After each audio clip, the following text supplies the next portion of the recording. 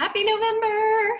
I don't know about those of you who also have small kids, but I feel like Halloween is like it's like 7 24-hour periods, most of which are hard and a few of which are really fun and cute.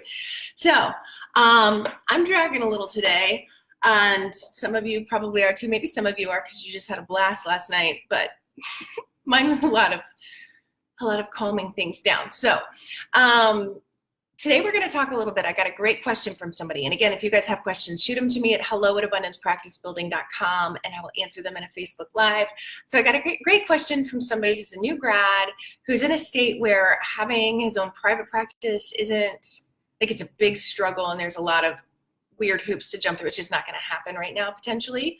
And there are some states where you can't open until you're fully licensed. So for those of you, I'm talking to you too.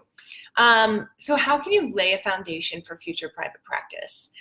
I would say start with wherever you're working, if it's an agency or a group practice or wherever you're at, start by seeing which clients you're really jiving with the most. And you had some of this experience when you were in grad school, right? Where you were maybe in practicums and you got some experience feeling out who was a good fit for you and who wasn't.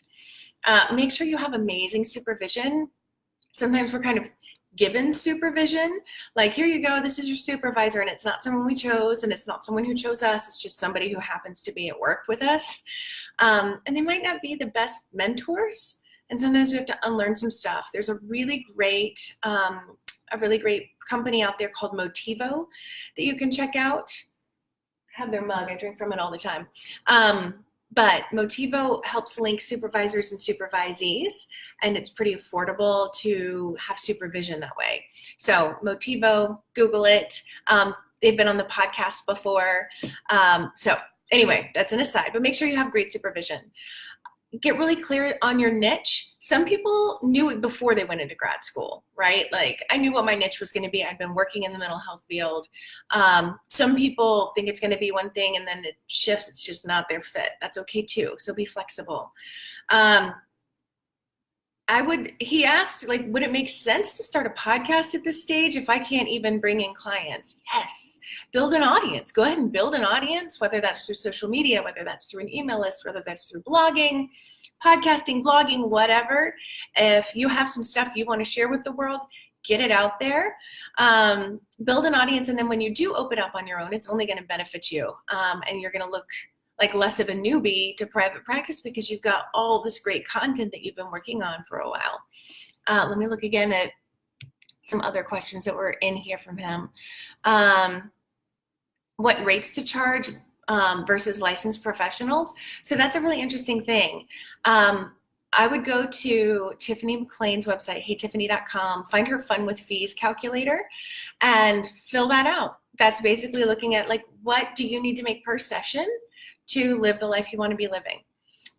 It's a great resource. I always recommend that over looking at what the market's like in your city, or like, I've been doing this 2 years versus 30. Like, should we be like charging the same thing? What other people charge is totally irrelevant. I'd love for you to instead figure out what you need to have the life you want and just charge it. And of course, with that comes marketing well. So there's that piece too. And he's asking what marketing mediums would be effective. So that really depends on you. It really depends on your practice and your clientele, but mainly you.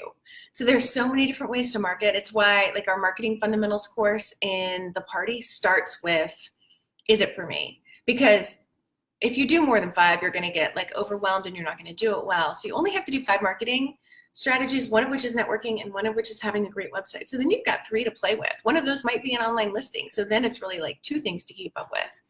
So for those of you who have questions about, like, okay, well, what are some good marketing strategies and how do I know if it's for me? I have a whole course about that. And it also walks you through how to do each one that you select via best practices. So you can check that out at abundanceparty.com. So I wish I could say, here are the 3 or 4 things that you could be doing to, like, rock the hell out of your practice. But the only 2 things that I will say for sure, networking and a great website. And otherwise, like, it's exploring your personality and your practice and, yeah, and what's working. So that's why there's a whole course about it, because I can't be succinct at all. Let's see. And I think that that's it for his questions. If y'all have questions and you'd like me to answer them on here, hello@abundancepracticebuilding.com, and we'll pop them in our list and we'll get to them. I hope you're all feeling all right after a candy hangover. I'll see you later.